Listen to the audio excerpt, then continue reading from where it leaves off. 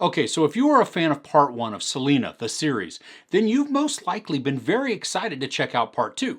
Does this new portion satisfy?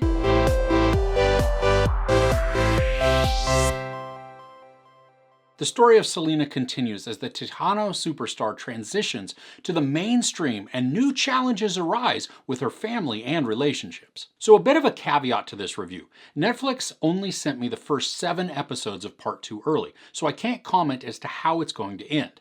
This review is going to encompass those first 7 episodes, how they are, and then we'll all be surprised with the ending. So part 2 picks up right where part 1 left off. We see the drama of Chris being kicked off the bus and out of the band by Selena's dad, and then she's devastated and angry. So if you watched part 1, you know what to expect in terms of film quality, acting, timelines, just everything.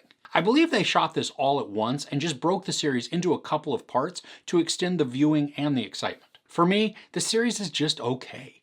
I really enjoy the music, and I feel that this second part really gives us a lot of Selena's music. We watch her perform on stage, create music videos, and then a lot of time is spent in the studio recording.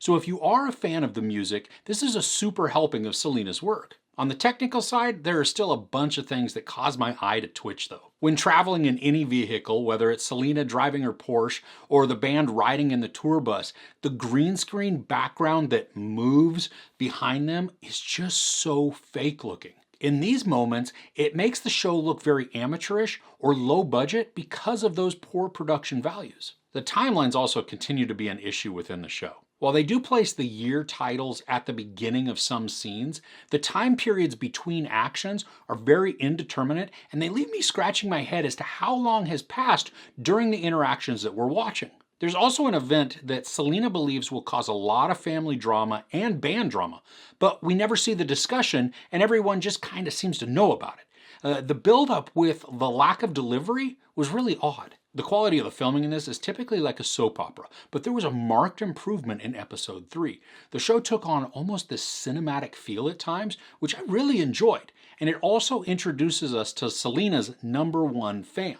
And when this happens, the music gets tense, the framing gets tight, and then it slowly pulls back to reveal some craziness. It was a turn for the show, and it felt like it was going to move into a more dramatic tone.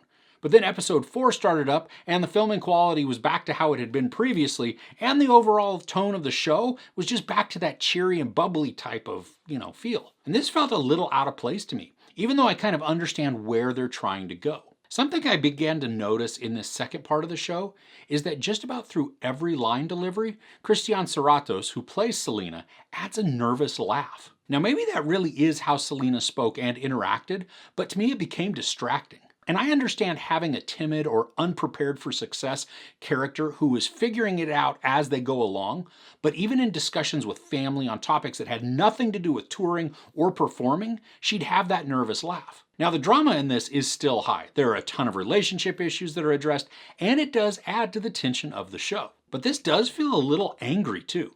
And because of the rising tensions and emotions, the characters convincingly portray the weight of their responsibilities. But the angry tone did get a bit too heavy for me for a while. It was just uncomfortable to watch, and it turned me off of some of the characters for a little bit. Now at times it's a bit overdramatic too, but the players do come across as stressed, tired, agitated, and just about done, which are realistic feelings based on what we see them experience. And I like the arc that the season is taking.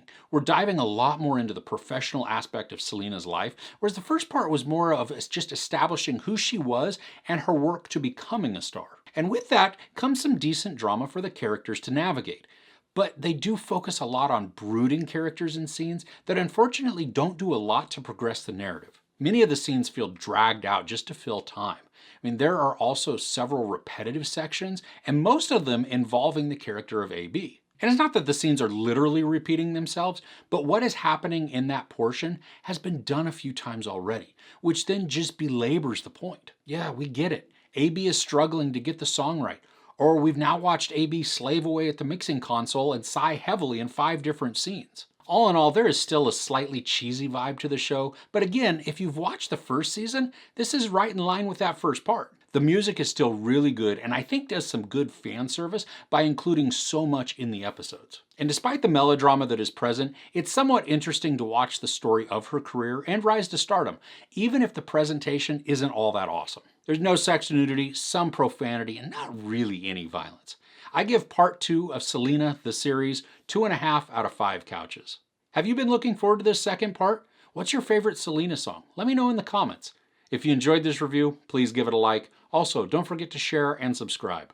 I'm Chris. This is Movies and Munchies. Thanks for couching with me.